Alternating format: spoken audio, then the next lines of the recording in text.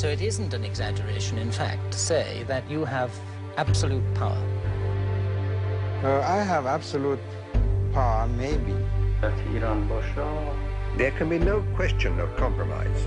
But until a proper solution is found here, there can be no satisfactory form of government for Iran.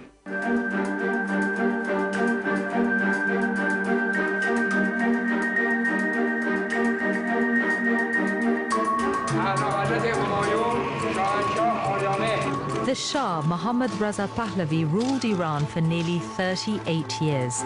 Throughout his reign, he'd kept a tight grip on power by ruthlessly suppressing his enemies. Communists, nationalists and anti-royalist opposition groups were all kept at bay by his all-seeing, all-knowing intelligence agency, Sabak. But the Shah, along with his ally America, was slow to spot the forces that would prove to be his real undoing. There can be no question of compromise in view of our opposition and the opposition of the people of Iran to the Shah. Well, I think that we have always followed the teachings of Islam. Not only because it's the law of the country, but well, personally, I am a believer myself. The Islamic Revolution toppled the Shah and brought Ayatollah Khomeini to power in February 1979. It was the first religious revolution in modern history and the first televised revolution ever. It's extraordinary how one man can command such adoration, how so many people can believe that this frail old priest holds all the answers to Iran's problems.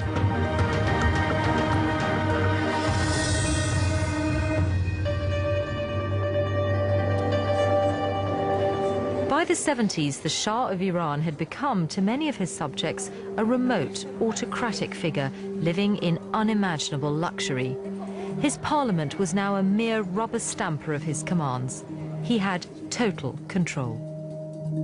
با گرفتاریایی که بود، با گروه‌های مخالفی که بود، با شوروی و گروه‌های دیگه، شاید برای ایشون راه دیگری در اون موقع نبود و الان آدم فکر میکنه که اون موقعی که فضای باز سیاسی به وجود آمد متاسفانه بد موقعی بود.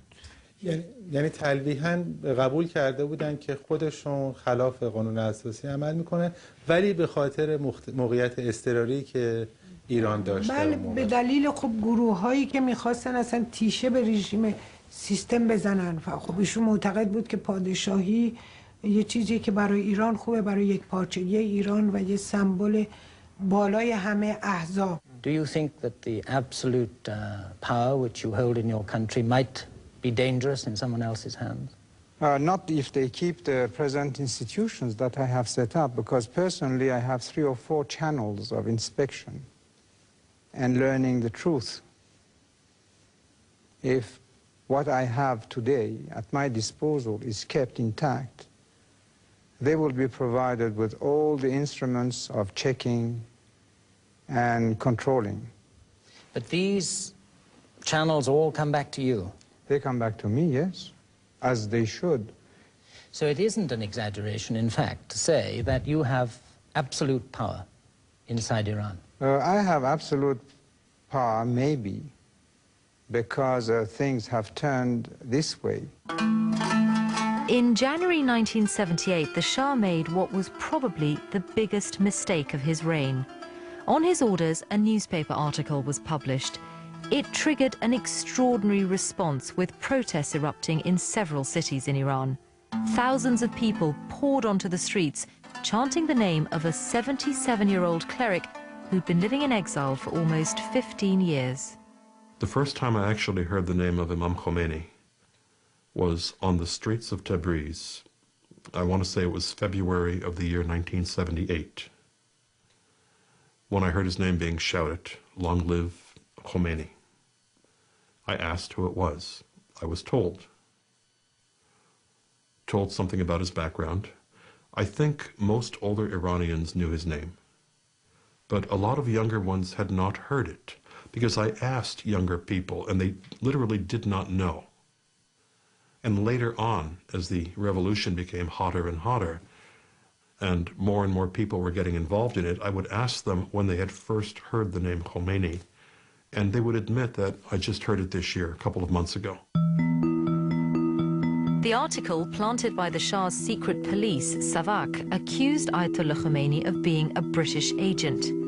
The charge backfired and turned a respected but relatively obscure cleric into a figurehead for all those who opposed the Shah.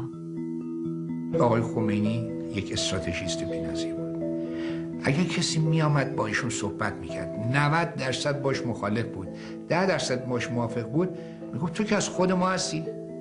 خب این نگاه خیلی مهمه. در برابر کسانی که اگر شما باشون در 95% موافقین، در 5% مخالفید شما رو طرد میکنن، مثل خیلی از گروه‌های سیاسی که همکنون هم هستن، خب آقای خمینی اینجوری نبود. Ayatollah Khomeini had been living in the Iraqi town of Najaf since the Shah had expelled him. His sermons were smuggled back into Iran on cassette tapes, and a small but dedicated band of supporters would do their best to spread his words to the mosques. His office in the Iranian city of Qom was kept under close watch by Savak throughout his years in exile, but it was never closed down. ارتباط با امام به وسیله نامه، به وسیله افرادی که میرفتند و میآمدند و اینکه بیت امام را سر پا نگه داریم. یکی از وظایف انقلابیون و کسانی که در نهضت بودن، چون رفتن منزل امام خیلی ساده نبود، معمولا مشکل میتراشیدن، افراد رو میگرفتن، بازداشت میکردن، اما بنابر این بود به هر قیمتی شده بیت رو زنده نگه دارن و لذا روحانیون می آمدن، می رفتن، بحث‌های مذهبی میکردن، بحث‌های دینی میکردن، چون بنا نبود اونجا بحث‌های سیاسی بشه. و مرحوم حجت الاسلام و المسلمین آقای احمد آقا رضوان الله تعالی علیه، یا آیت الله احمد آقا بگیم، اون هم در کنار این آقایون هدایت میکرد، ارتباط مستقیم با امام داشت تا به نتیجه رسید. Just why the normally ruthless Savak allowed the Ayatollah's network to operate under their nose is not clear.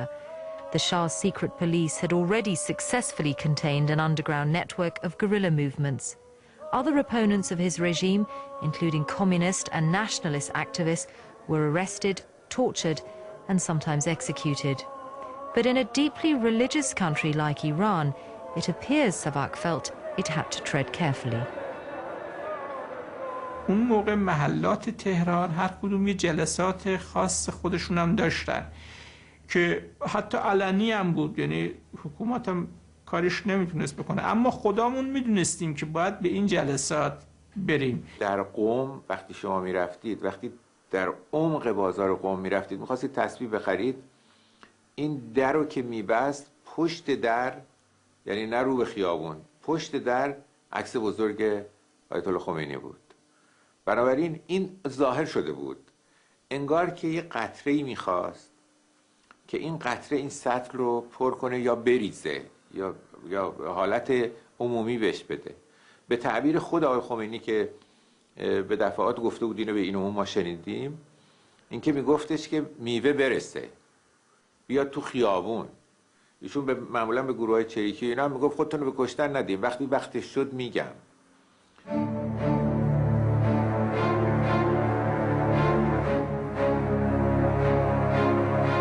The publication of the anti-Khomeini article provided that moment.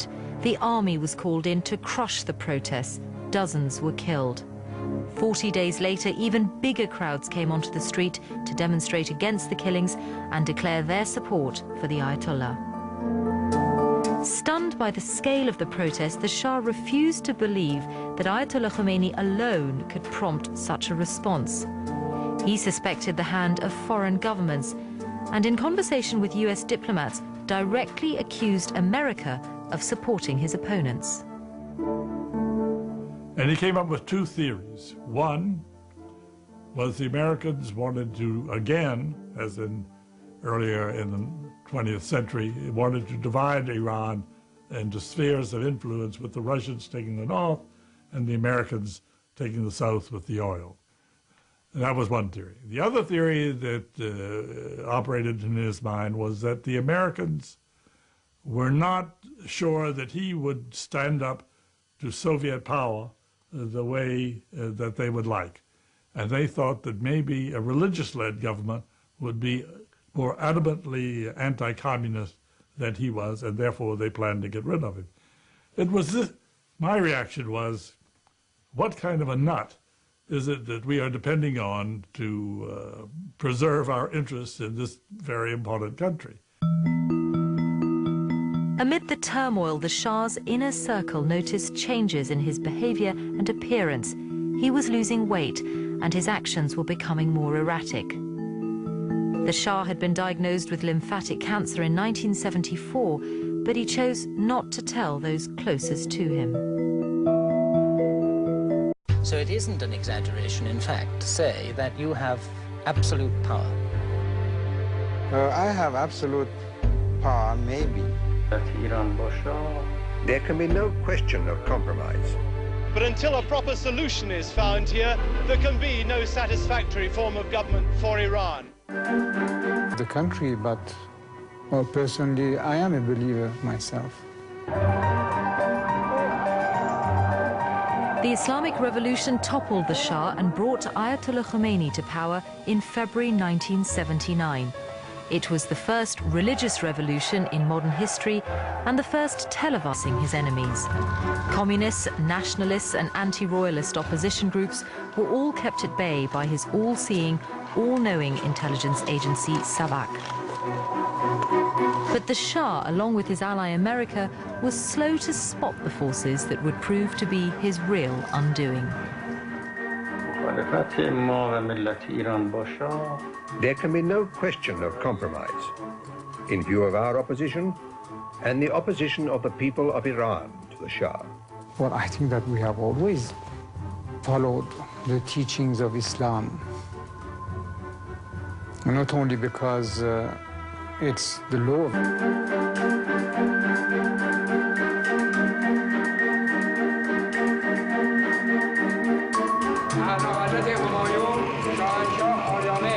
The Shah, Mohammad Reza Pahlavi, ruled Iran for nearly 38 years. Throughout his reign, he'd kept a tight grip on power by ruthlessly suppressing